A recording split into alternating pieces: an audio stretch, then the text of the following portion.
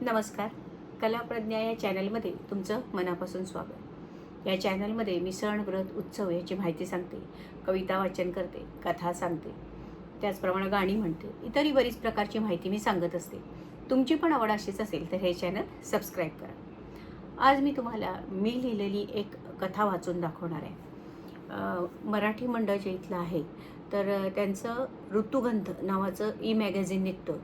तर त्यासाठी त्यांनी विषय दिला होता परीक्षा. तर मी ही कथा लिहिली आहे, ती तुम्हाला वाचून दाखवते. काय ही परीक्षा. हेमा बऱ्याच दिवसांनी शिवाजी मंडईच्या बसस्टॉपला उभी होती. बस यायला अवकाश होता. शाळेत जाताना याच बसस्टॉपवरून ती बस घ्यायची. त्यावेळेचे दिवस आठवायला लागले. मन भूतकाळात पोहोचलं. शाळेचे दिवस आठवले. शाळेतला अभ्यास, मैत्रिणींबरोबर मारलेल्या गप्पा, खेळ, परीक्षा, वर्गमैत्रिणींबरोबर केलेल्या सहली, सगळं सगळं आठवलं. परीक्षा जवळ आली की मैत्रिणींच्या घरी जाऊन अभ्यास करायचा. तेव्हा वाटायचं नकोच परीक्षा. परीक्षा नसती तर किती बरं झालं असतं. पण परीक्षेमुळं आपण गांभीर्यानं शिकतो, उजळणी करतो, वेळेचं नियोजन करतो, अभ्यासाची मेहनत करतो, शिस्त पाळतो. या सगळ्या गोष्टीची सवय परीक्षेमुळेच लागते. परीक्षेमुळे आपले कौशल्य, प्रगती, विचारशक्ती या गोष्टी कळतात. त्याचप्रमाणे आपल्याला शिकवलेलं किती कळलं हेही समजतं. शिक्षकांनाही विद्यार्थ्यांच्या प्रगतीची कल्पना येते. आमच्या वेळेला आजच्या इतकी स्पर्धा नव्हती. पालकांचे अपेक्षाचे ओझेही वाटले नाही.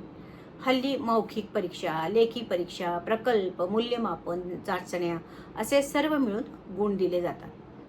जीवनाच्या परीक्षेपेक्षा शाळेची परीक्षा खूप परवडली.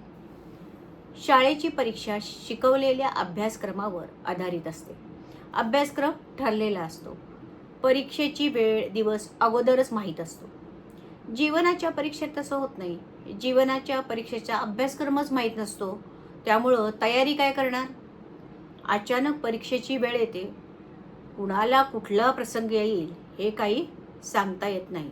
पण अशा परीक्षा पास होऊन, अशा अवघड परीक्षा ज्या आहेत त्या पास होऊन जो पुढे जातो तोच जीवनात यशस्वी होतो.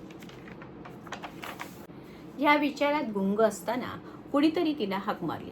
बघते तर तिची शाळेची मैत्रीण कविता. खूप दिवसांनी भेटली. गप्पा चालू झाल्या. गप्पांच्या ओघात हेमा म्हणाली, मीनू कशी आहे ग?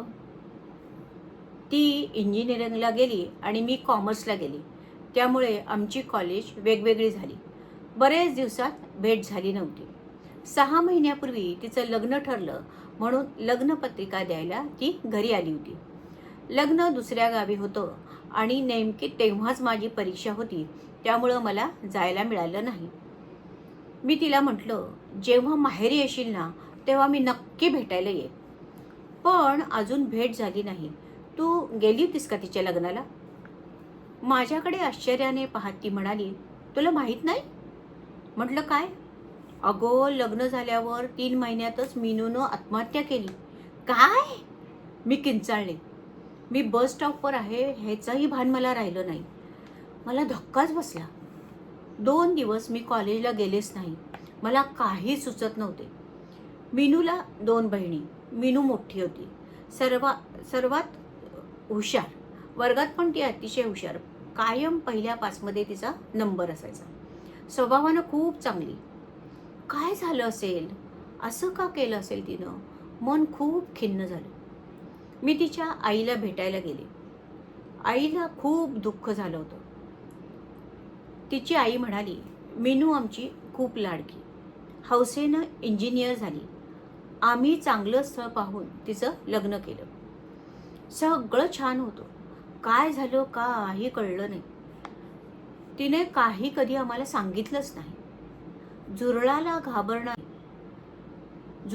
घाबरणारी मीनू तिनं असं कसं काय केलं असेल?